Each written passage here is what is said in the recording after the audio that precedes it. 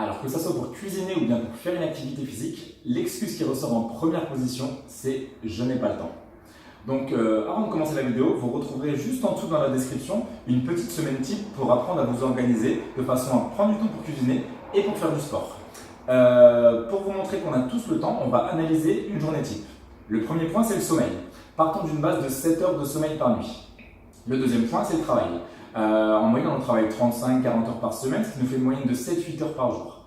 Il y a toujours des gens qui vont dire « je travaille 10 heures, je travaille 12 heures par jour », ok. On parle en connaissance de cause, on va prendre des journées types de 10 heures par jour, 7 jours sur 7. Tout le monde ici travaille 70 heures par semaine, du lundi au dimanche. Troisième point, c'est la gestion des enfants. On va partir du principe que vous n'avez pas de mari ou que vous n'avez pas de femme, c'est vous qui devez gérer vos enfants de A à Z. Donc 3 heures de temps pour la gestion des enfants, que ce soit pour les déposer à l'école, leur donner à manger, les devoirs, etc. etc. Quatrième point, c'est le ménage. Pareil, vous êtes seul dans la maison, vous devez vous occuper de tout, vous devez nettoyer la maison 1 heure par jour du lundi au dimanche. Et le dernier point, vous n'avez vraiment pas de bol dans la vie, vous avez 2 heures d'imprévu par jour. La douche qui tombe en panne, la voiture qui tombe en panne, vous devez déposer le petit au médecin, peu importe, vous avez toujours des imprévus du lundi au dimanche.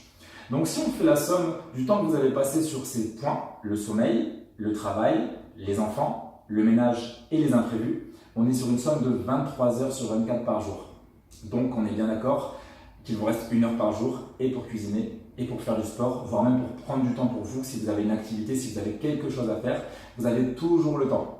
Parce qu'on est bien d'accord que la plupart d'entre vous ont déjà regardé les 7 saisons de Game of Thrones, tout le monde a regardé Casa de Papel, quand la saison 2 est sortie, dans la semaine suivante, tout le monde savait me dire ce qui s'était passé dans la série.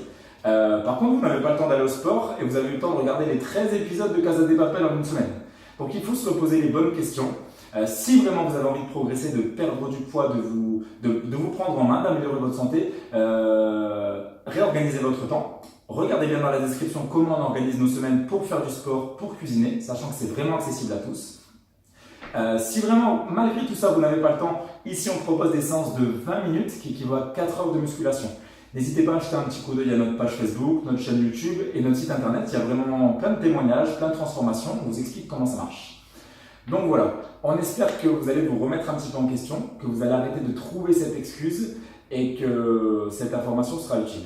Donc on vous invite à partager cette vidéo pour vraiment donner cette information à tout le monde et nous aider à nous développer. Voilà, on vous souhaite une très bonne fin de journée et puis on vous dit à très bientôt. Allez, ciao!